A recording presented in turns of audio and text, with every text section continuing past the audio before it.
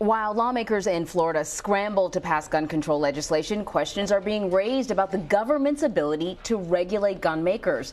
The Bloomberg article, How Defective Guns Became the Only Product That Can't Be Recalled, takes a look at how firearm manufacturers are able to avoid government recalls. Polly Mosendz is the reporter for this article, and she has details surrounding the apparent loophole. And you join us now.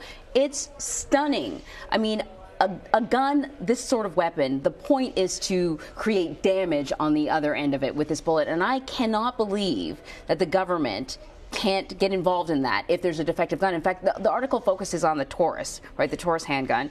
That manufacturer was able to sell nearly 1 million of these guns that have a reputation for firing when no one's touching the trigger, like if they fall on the ground or something like that. How are they able to do that?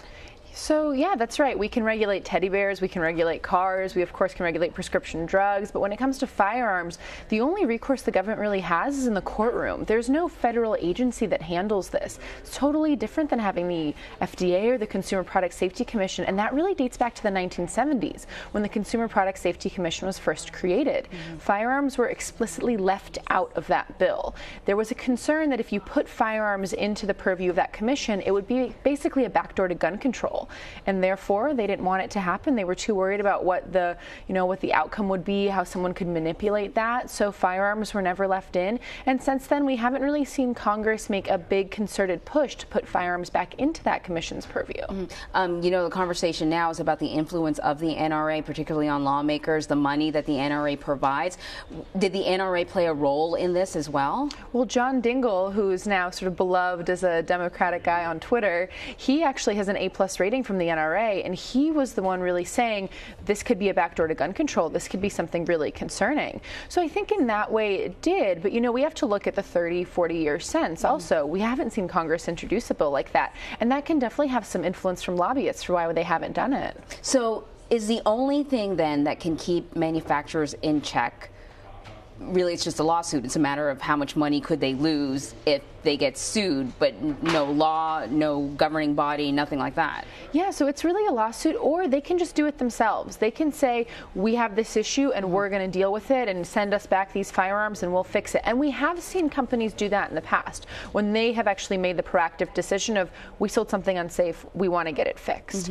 But really the main recourse they have outside of just their own due diligence is a lawsuit. If they are sued and it's a class action and they stand to lose a lot of money or have a lot of really upset customers, then they might do something through the courts. So the topic of gun control is hot now, since the massacre in Florida. And after the massacre in Florida, we then saw a teacher barricade himself in a school with a gun. We saw, a young man shoot his parents on a college campus.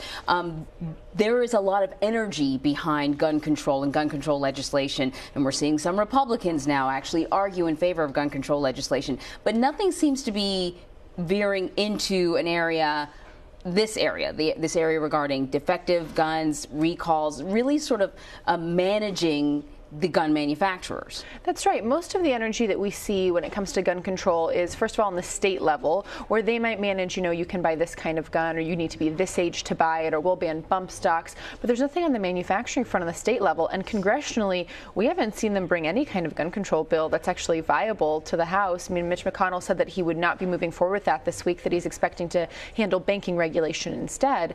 So yeah, there's really not been that much movement in general in gun control, but especially not on the manufacturing front. Right. Has there been any sort of conversation in the past about, sort of restrictions on gun manufacturers, or is there nothing at all? Like I'm thinking not just about recalls, but the types of guns that can be produced, the number of guns that can be produced. Has it been strictly hands-off by lawmakers? It's been relatively hands-off by lawmakers, especially in the congressional level. But of course, that can always change. We can see energy shift, we can see resources shift in Congress. So it remains to be seen, especially with the march that the Florida students are planning coming up. Polly Mosendz, thank you so much. It's a fascinating article. It's a disappointing article. It's the sort of thing that you think there must have already been laws on the books about this, and there are none. Thanks a lot. Thank you.